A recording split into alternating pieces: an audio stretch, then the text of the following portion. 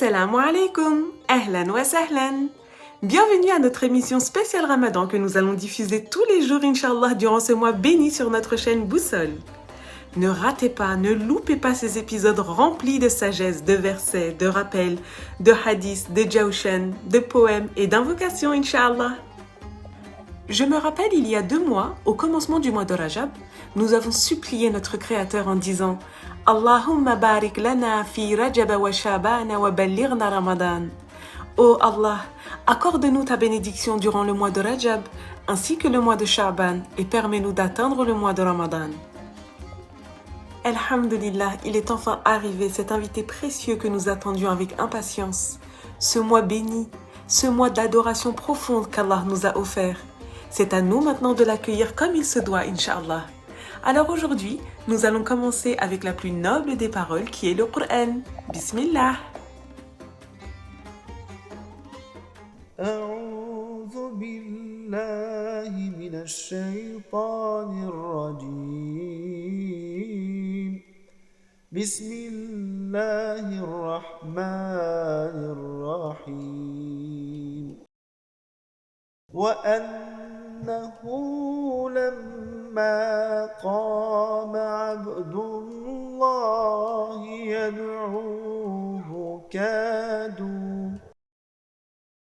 يدعوه كادوا يكونون عليه لبدا. Quand le serviteur d'Allah s'est levé pour l'invoquer, ils se pressèrent autour de lui en masse. Sadaqallahu al-Azim. Qu'Allah nous accorde de l'invoquer comme le prophète Mohammed sallallahu alayhi wa sallam, avec autant d'amour et de croyance, Inch'Allah. Nous allons maintenant passer à notre première assise de ce mois de Ramadan. Nous commençons avec le traité du Ramadan de Bediüzzaman Saïd Nursi. أعوذ بالله من الشيطان الرجيم بسم الله الرحمن الرحيم شهر رمضان الذي أنزل فيه القرآن هدى للناس وبينات من الهدى والفرقان. Chers amis, bienvenue à cette assise durant laquelle nous allons discuter et partager une lecture du traité du Ramadan, un chapitre issu de l'œuvre de Saïd Nursi, le traité des Lumières, plus communément appelé initialement Risale-i Nur. Dans ce traité, Saïd Nursi va présenter et évoquer quelques sagesses parmi tant d'autres qui découlent directement du jeûne réalisé durant ce mois sacré. Alors je dis parmi tant d'autres parce que dans un de ces passages au sein de son ouvrage, Saïd Nursi évoque 70 sagesses du jeûne. Étant donné que ce n'est pas le sujet de notre échange et de notre partage aujourd'hui, nous allons nous focaliser sur les sagesses autour du mois du Ramadan et son jeûne. Effectivement, pendant 1 mois, tous les musulmans vont jeûner, en dehors de ceux qui ont des excuses valables. Et cette typologie de jeûne est une adoration spécifique à l'islam. C'est ce que l'auteur va appeler un grand emblème de l'islam et un des piliers justement de l'islam. Qu'est-ce que c'est un grand emblème ? En fait, c'est un aspect qui, quand vous le voyez, quand vous le faites, va de suite faire référence à la religion musulmane, aux musulmans. C'est-à-dire, c'est un des symboles de notre religion. Et effectivement, le jeûne du Ramadan fait partie des piliers de l'islam que je rappelle. La profession de foi, la prière que nous réalisons 5 fois par jour, le jeûne du mois du Ramadan, la zakat, l'aumône et le pèlerinage à la Mecque que nous effectuons en fonction de nos revenus et de nos moyens. En réalité, lorsqu'on regarde, le jeûne est un acte qui peut être réalisé à tout moment de l'année. Par contre, le jeûne effectué durant le mois de Ramadan a une spécificité et une influence directe sur la nature, même de l'homme, sur l'essence de la créature humaine. Ce jeûne apporte en quelque sorte un changement. Mais la question à laquelle il faut qu'on trouve une réponse, c'est quel type de changement opère-t-il sur nous le jeûne du mois sacré. En fait, à travers cette lecture, nous allons voir que ce jeûne permet à notre essence une restructuration, une réorganisation. Et justement, à travers ce traité, Saïd Nursi explique quel type de restructuration est opérée sur l'humain à travers le jeûne du Ramadan. En dehors de quelques exceptions où une parole prophétique est évoquée, l'auteur, Saïd Nursi, débute tous ces traités par un verset qui va être le cadre général, la ligne directrice et l'explication, les métaphores qui va en découler devient alors l'exégèse, le commentaire de ce verset. Le verset qui nourrit ce traité du Ramadan est celui que j'ai récité au début de notre assise. C'est le verset 185 issu de la sourate Baqara, où Dieu nous dit: ces jours sont le mois de Ramadan au cours duquel le Coran a été descendu comme guide pour les gens. Épreuve claire de la bonne direction et du discernement. Alors bien entendu, dans ce verset, il y a plusieurs choses à comprendre.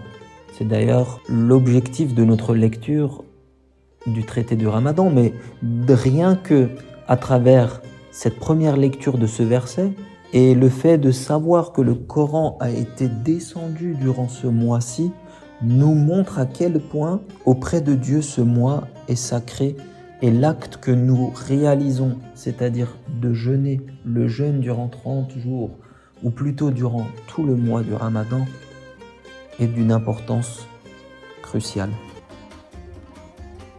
Cette assise n'est pas terminée. Nous allons la continuer après une petite pause.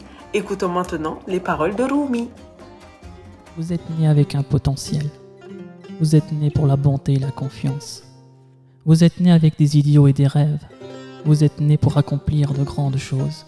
Vous êtes né avec des ailes. Vous n'êtes pas fait pour ramper, alors ne le faites pas. Vous avez des ailes, apprenez à les utiliser et envolez-vous. Il est bon de laisser chaque jour derrière soi, comme une eau qui coule, sans tristesse. Hier est parti, et son histoire est racontée. Aujourd'hui, de nouvelles graines poussent. Il est bien de franchir chaque jour une étape, comme l'eau vive qui ne stagne pas. Hier s'est enfui. L'histoire d'hier, elle aussi, est passée. Il convient, aujourd'hui, de conter une nouvelle histoire. Pourquoi serais-je affligé, puisque chaque parcelle de mon être est épanouie? Pourquoi ne sortirais-je pas de ce puits? N'ai-je pas une corde solide? Devenez le ciel. Frappez à la hache le mur de la prison. Échappez-vous. Savez-vous ce que vous êtes? Vous êtes le manuscrit d'une lettre divine. Vous êtes le miroir reflétant un visage noble. Cet univers n'est pas en dehors de vous. Regardez à l'intérieur de vous. Tout ce que vous voulez, vous l'êtes déjà. Dans ce poème, Rumi commence par l'énumération de quoi est doté l'homme. Il parle de potentiel, de bonté, de confiance, d'idéaux et de rêves pour aboutir à de grandes choses. On remarque surtout l'utilisation de l'impératif « ne le faites pas ». Apprenez à les utiliser, envolez-vous. L'humain est la plus belle création de Dieu. C'est pourquoi il doit se montrer à la hauteur et accomplir de grandes actions, et surtout de bonnes actions. Pour Rumi, cela devient un devoir, et c'est pourquoi il donne des ordres. On a également dans ce poème l'idée d'un mouvement en avant. Ainsi, dans la suite du poème, Rumi conseille de laisser derrière soi tout ce qui appartient au passé et de toujours se renouveler. Il faut toujours avancer dans la vie, toujours s'améliorer, afin de ne jamais avoir des regrets. Par la suite, Rumi ordonnera d'être le ciel, c'est-à-dire de s'élever. En effet, l'homme, s'il est bien préparé, peut s'élever spirituellement, et ainsi ne pas rester prisonnier de son corps matériel. La suite et la fin du poème rappellent l'importance de l'homme en disant qu'il est la production de Dieu, qu'il est le miroir qui le reflète. Puisque Dieu est parfait, sa création l'est aussi automatiquement. Et puisque l'homme est parfait, il doit toujours chercher la perfection. Chercher la perfection, waouh! Qu'Allah nous l'accorde, Inch'Allah. C'était un très beau poème, Barakallahu fik, le message donné est magnifique. Allez, on continue notre assise sur le traité de Ramadan, Inch'Allah. Lisons ensemble la première approche de ce traité qui nous présente la première sagesse. Le jeûne du mois de Ramadan est l'un des 5 piliers de l'islam et l'un de ses grands emblèmes, comme nous l'avions dit tout à l'heure. Par conséquent, les nombreux exemples de sagesse du jeûne de Ramadan démontrent exactement le remerciement des bienfaits divins, la vie sociale de l'homme, sa vie privée, l'éducation de l'âme et aussi la souveraineté de Dieu Tout-Puissant.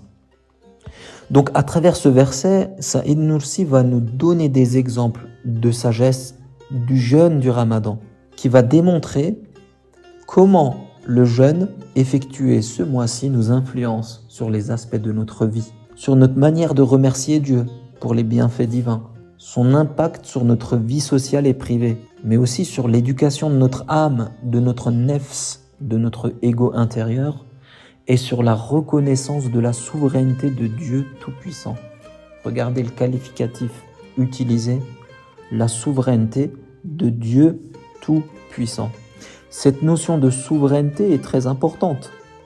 D'ailleurs, la première sagesse va faire le lien entre cette souveraineté et le jeûne. Cette notion va nous permettre de mieux sentir que Dieu est le Malikul Mulk, c'est-à-dire le propriétaire de tout.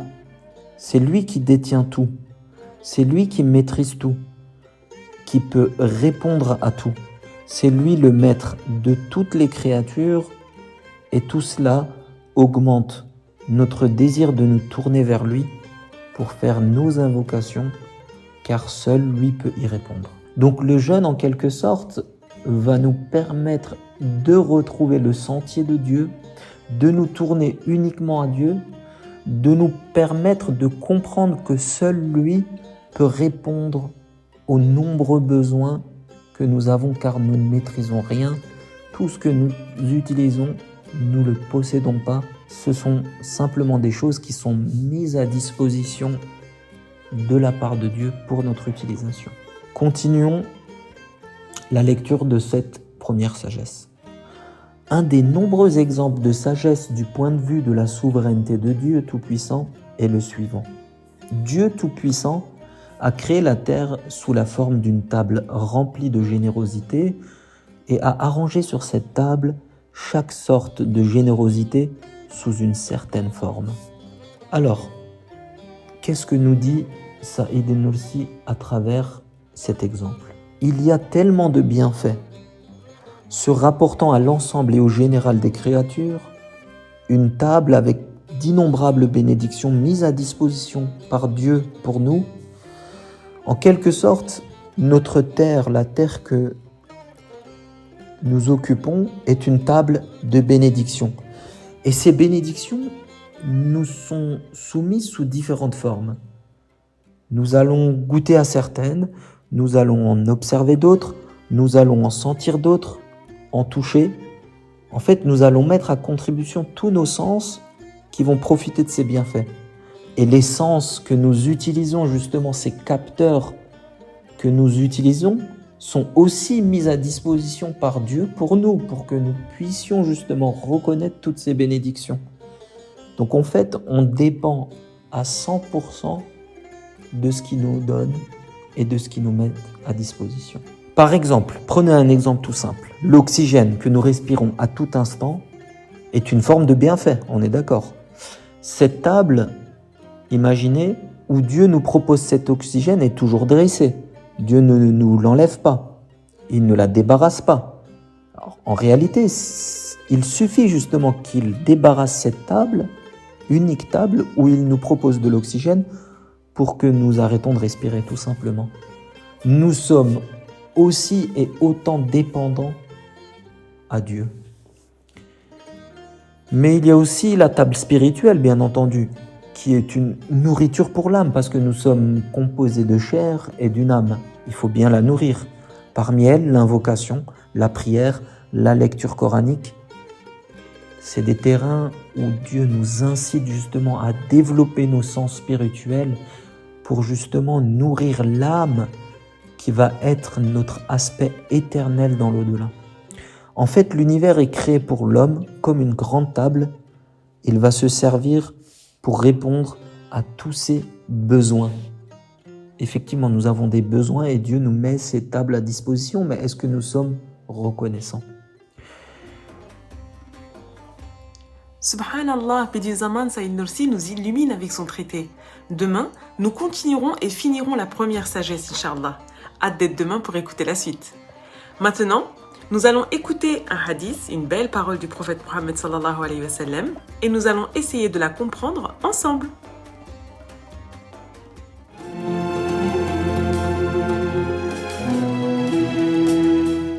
Le sourire est une aumône.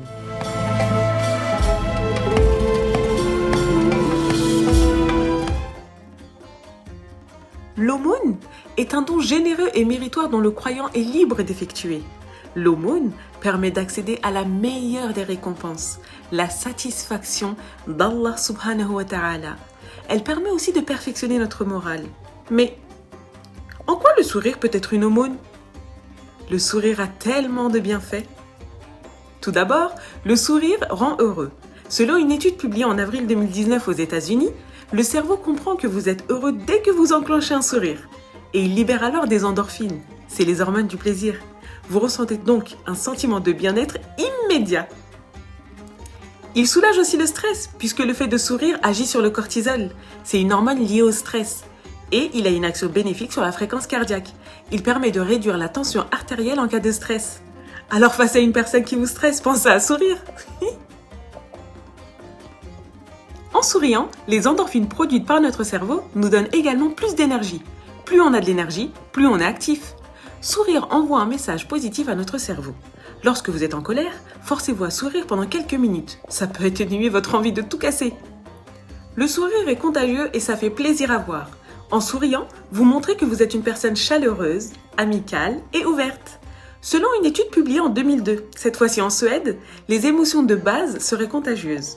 Le sourire qui reflète la joie est bien communicatif. Les gens chercheront plutôt la compagnie d'une personne souriante. En souriant, on réoxygène plus rapidement nos cellules. Cela permet d'activer la circulation et donc de stimuler notre système immunitaire. Les anticorps augmentent et notre immunité se renforce. On dit bye bye aux grippes et aux rhumes. Alors sourions. Sourire peut nous faire que du bien. Sourire est contagieux. Le sourire booste notre système immunitaire. Au Danemark, un des pays où les gens sont les plus heureux du monde, pendant le confinement, les portes d'un magasin ont eu une idée amusante pour apporter un peu de bonne humeur à ses clients. Les portes du magasin refusent de sourire aux personnes qui ne sourient pas. Le concept? Les portes ne s'ouvrent que lorsque les Danois font un sourire. Alors comme cette célèbre expression « Souriez, vous êtes filmé », on peut ajouter un petit détail. « Souriez, vous êtes filmé par Allah ». Et notre belle religion nous dit que sourire est une aumône. Et donc qu'on en gagne des hasanat. Surtout durant ce mois sacré où chaque bonne action nous rapporte des milliers de hasanat. Alors qu'est-ce qu'on attend pour sourire? Sourions!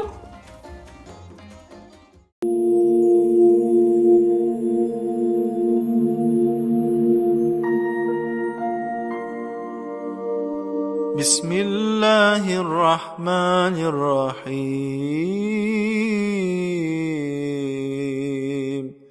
Allahumma inni as'aluka bi asma'ika ya Allah. Ô mon Dieu, je t'implore et te demande par égard pour tes beaux noms. Ô Allah qui est exempt de toutes sortes de défauts, détenteur de tous les beaux noms et de tous les attributs élevés et éternels, vraie divinité de toutes choses. Ya Rahman, ô Rahman, qui pourvoit aux besoins de toutes les créatures de la terre sans faire de distinction entre les amis et les ennemis. Ya Rahim, ô Rahim, qui dans l'au-delà accordera à ses fidèles serviteurs sa compassion ainsi que des bienfaits particuliers. Ya Alim, ô Alim, qui sait tout ce qui s'est passé, ce qui se passe et ce qui se passera, à qui rien dans l'univers ne peut être dissimulé, et dont la science englobe le petit comme le grand, le visible comme l'invisible. Ya Halim, ô Halim, le très patient, qui, malgré les rébellions de ses serviteurs pécheurs, ne s'empresse pas de les châtier. Ya Azim, ô Azim, détenteur de toute grandeur, auprès de qui tout est petit. Ya Hakim,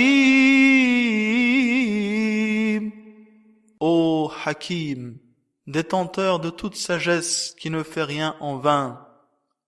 Ya Qadim, ô Qadim, qui existe depuis toujours et dont l'existence n'a pas de commencement. Ya Muqim, ô Muqim, qui est par lui-même éternel et permanent, qui n'a besoin de rien pour exister et subsister, et qui maintient en existence chaque chose. Ya Karim, ô Karim, notre Seigneur le bienfaisant, qui fait tant de bien et est généreux, qui rassemble en lui-même toutes sortes d'honneurs et de vertus, dont les faveurs ne s'épuisent jamais et dont les œuvres sont dignes de louange. Subhanaka ya la ilaha illa anta l'amanul aman, khallisna minan nar. Gloire à toi, ô Seigneur, pas d'autre divinité que toi, nous implorons ton secours, protège-nous de l'enfer.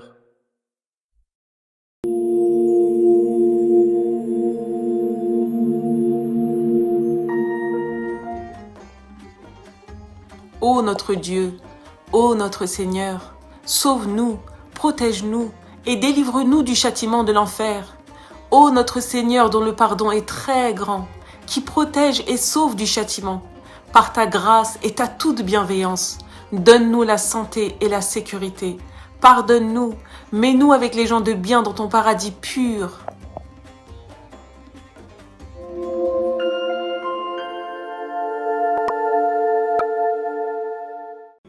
يا جميل يا الله يا قريب يا الله يا مجيب يا الله يا حبيب يا الله يا رؤوف يا الله يا عطوف يا الله يا معروف يا الله يا لطيف يا الله يا عظيم يا الله يا حنان يا الله يا منان يا الله يا ديان يا الله يا سبحان يا الله يا أمان يا الله يا برهان يا الله يا سلطان يا الله يا مستعان يا الله يا محسن يا الله يا متعالي يا الله يا رحمن يا الله يا رحيم يا الله يا كريم يا الله يا مجيد يا الله يا فرد يا الله يا ذكر يا الله يا أحد يا الله يا صمد يا الله يا محمود يا الله يا صادق الوعد يا الله يا علي يا الله يا غني يا الله يا شافي يا الله يا كافي يا الله يا معافي يا الله يا باقي يا الله يا هادي يا الله يا قادر يا الله يا ساتر يا الله يا قهار يا الله يا جبار يا الله يا غفار يا الله يا فتاح يا الله